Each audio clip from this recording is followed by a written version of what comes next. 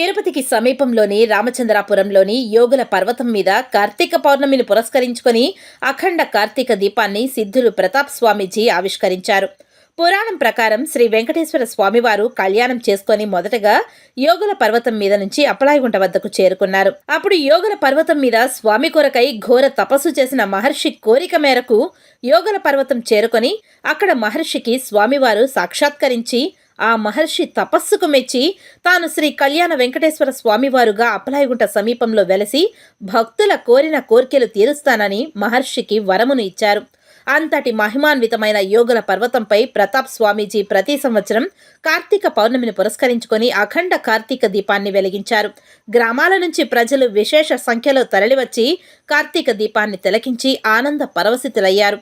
కొండ మీద వెలసి ఉన్న శివలింగానికి విశేష పూజలు నిర్వహించారు. అనంతరం నాగదేవతలకు, వినాయక స్వామివారికి, సుబ్రహ్మణ్యేశ్వర స్వామివారికి విశేషంగా పూజలను నిర్వహించారు.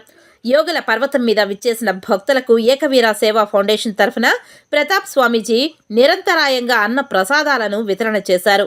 శివనామస్మరణతో యోగుల పర్వతం మారుమ్రోగింది.